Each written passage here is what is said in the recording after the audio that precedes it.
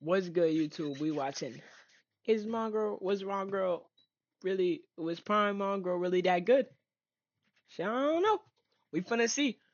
Make sure y'all hit that subscribe button.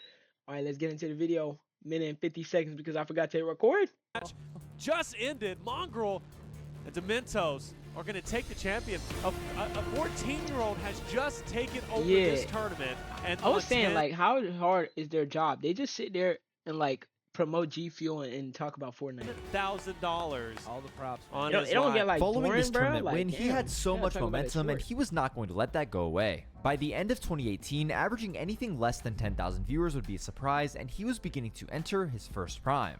Epic Games announced that there would be $100 million in competitive prizing, and the first open tournament was the Winter Royale. You had to get top 200 to qualify, and Mongral finished in third, but like a lot of top players back then, he was too young to compete. At the time, you had to be at least 16 years old to play in tournaments just like most other esports. This meant he had to miss out on the millions in prizing available in the summer, fall, and secret skirmishes, and now Winter Royale. Then, in February of 2019, Fortnite dropped the biggest esports tournament to date, the Fortnite World Cup.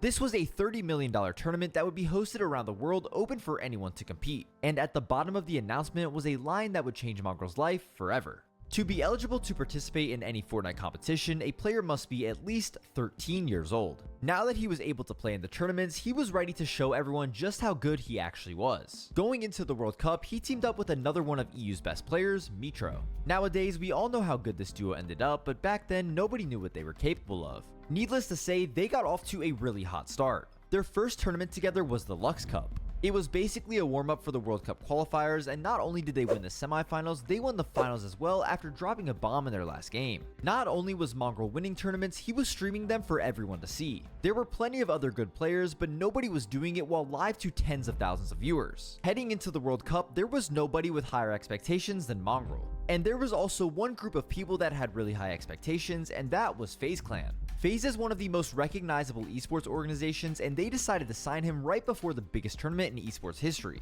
The first week of solo qualifiers went well, but not good enough as he just missed qualifying by 4 points. But duos was a different story. Him and Mitro had no issues securing their ticket to New York, placing second in the first week. They ended up qualifying 3 times in the 5 weeks of competition, and to be honest, nobody was surprised. Although he almost qualified in week 1 of solos, the rest was a bit of a struggle. That was until the very last week. There was no way he would miss out on the biggest opportunity of his life, and he did this to secure his spot.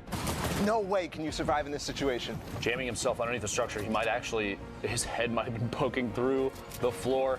He's staying just ahead, just out of sight. Does the player see him? I don't think so. The drop in.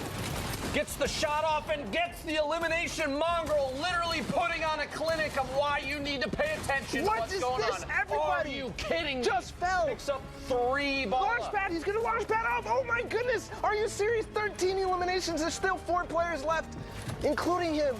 Add it down! No way are you doing this right now, Mongral! No way! Top 3 situation now. Gonna get the time for the minis. Still needs to find 2 more. Not sure who he's fighting. It's Alec on high ground and then Zur. Mongral took down every single player that we talked about earlier in the lobby. And now reloading the double RPG as well. Zur's gonna go down in another one. Mongral, are you kidding me? There is no way you just did that. All right, see you, Lupo. I gotta go. That was easily one of the best solo clutches in Fortnite history, and with that, he became one of the 22 players to qualify for both the solo and duo World Cup. A few weeks later, he traveled to New York for the finals. While him and Mitro did not win, the duo was able to finish a very respectable 6th place and take home $450,000. The two of them won more money in one day playing video games than most people make in a couple of years. While solos would be a bit more disappointing for him as he would finish 13th, he still took home another $150,000, which was a pretty solid weekend. For Mongral, this was just a taste of what was to come. Following the World Cup was a brand new competition, a $10 million trios event called the Fortnite Championship Series, better known as FNCS. For this, he decided to stick with his duo Mitro and bring in yet another young prodigy by the name of Benji Fishy. Being 3 of the best players in the world, no team was scarier than the MMV trio. They didn't have a real game plan, yet they were just running through the competition with full confidence. But nowadays, doing this does not work. If you want to place good in tournaments, you need to have a solid game plan. Thankfully, the Fortnite Masterclass will teach you everything you need to know in order to make earnings. Destiny's Jesus, who is one of the best Fortnite coaches in the world, teamed up with the best players.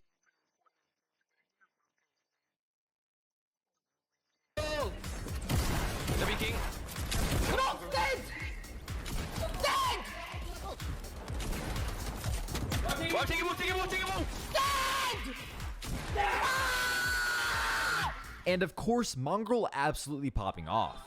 I'm gonna drop, I'm dropping. Aqua on me!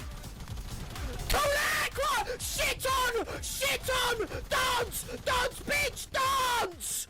They were on a roll and nobody was stopping this trio. In the 5 weeks of qualifiers, they won 3 of them and the other 2 were second places. They made $400,000 in 5 weeks, and that was before the grand finals even happened. On top of this, they also won 2 cash cups and their FNCS heat. Going into the grand finals, it was pretty much a given that they would win. They were the best team in the region and they also had the best drop spot. And of course, they started off the grand finals with a win. Just securing it, playing it safe. There's only one player left. What are they going to do as they pressure all the way down? Kingzay goes for the high ground, and Mongral's in a 1v1v Kingzay, but no, some backup comes here. It's Mitro. It's going down right now. Looking at from the perspective here, Kingzay's still in the game. Mitro's going to get a trap, and oh, it's actually Falcony who was running. It was looking like a guaranteed W until they had to deal with mechs. If you played Season X, you know how broken the mechs were. For the last 3 games, they kept getting griefed by mechs, and this ultimately caused them to choke. For most people, this was a solid performance, but for them, it was pretty disappointing. To this day, people still question whether or not they would have won if mechs were not in the game, and I honestly think they would have. As a competitor, Mongral may have fallen short, but as a streamer, he was hitting new highs.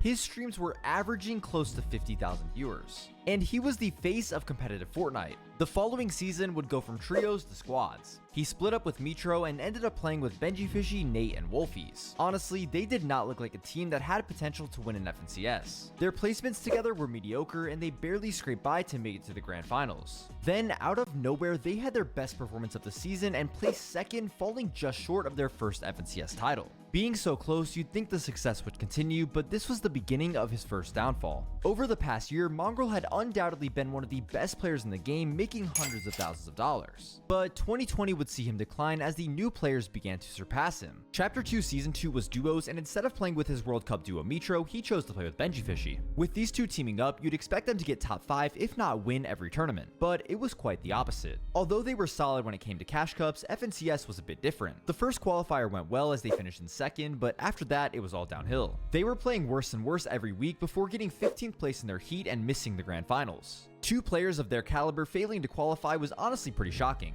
It was a really disappointing performance, but the following season was his specialty, solos. You would expect Mongral to love a season where the game mode for FNCS was solos, but he did not. The pump shotgun, which was his favorite gun, was vaulted for the entirety of Chapter 2 Season 3. This meant he did not enjoy the game, so he was very demotivated. Even though he didn't play too much, he still made the grand finals, but had his worst placement ever, and it seemed like his run at the top was gone forever. It was obvious that he was falling behind, and he finally started to realize that. For some people, this would make them quit, but Mongral was ready to grind back to the top. The following season, the game mode changed back to trios. Just like before, he would team up with Mitro, but instead of bringing back Benji, they picked up a new emerging superstar, Tayson. Tayson was coming off of an FNCS win, and he made a name for himself throughout the 2020 season. Chapter 2 Season 4, better known as Stark Season, was perfect for them because it was so easy to get a spaz. Since that was Mongral's favorite gun, they were destined to win since he was finally grinding again. Their run also started off as well as it could have. They won the FNCS warm-up and were looking far better than any other team on the region. They landed at Stark Industries, which was by far the best drop on the map. Obviously, the other teams were not going to let them have that without trying to stop them, but this did not matter.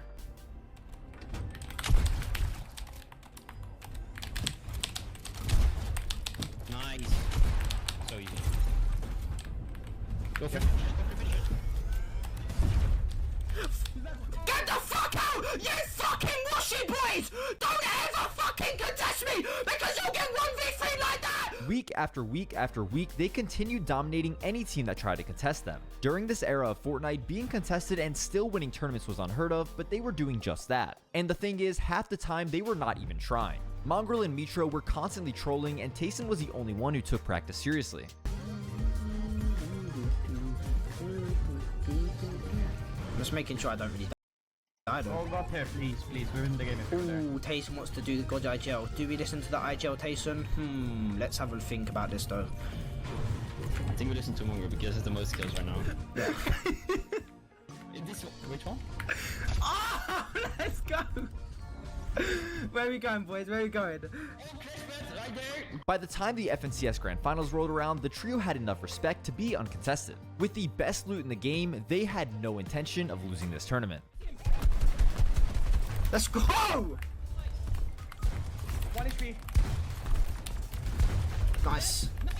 Let's f***ing go! Even in games they didn't win, they were still putting up a ton of kills, pulling farther ahead on the leaderboard. After day 1 came to an end, they had a massive 30-point lead on second place, and it looked like his first FNCS title was guaranteed to come. But on day 2, Flick, Anas, and Thomas HD decided to land at Stark Season because they should not get this free of a win. At first, this proved to be an issue for Mongral, Mitro, and Tayson as their lead began to get smaller and smaller. But of course, this was Prime Mongral, and he was gonna win no matter what. By the time the last game started, their lead was small, but nonetheless, they were in first place. They could either play the last game out and risk losing, or land on the second place team and grief them. They went with the second option, and we were ready to see if this decision was going to pay off. Bringing you the final game right here, right now, and we're going to kick it off where else but in Sweaty Sands, with 1 and 2 standing toe-to-toe, mouth-to-mouth in the ring at one of the strongest. Like I mentioned earlier, there was a lot of players who were good, but nobody could do it while streaming. This was one of the only times in Fortnite history that somebody streamed an FNCS win.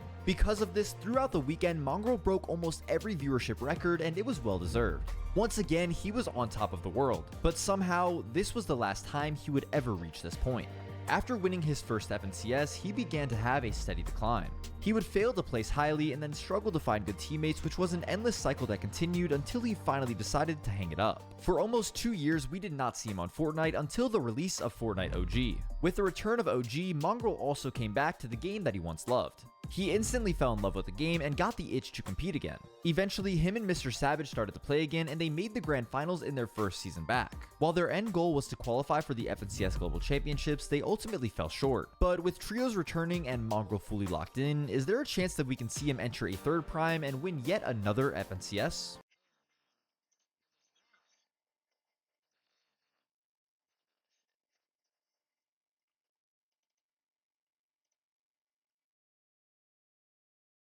Boy, Mongral washed now. Good job, boys. This one gotta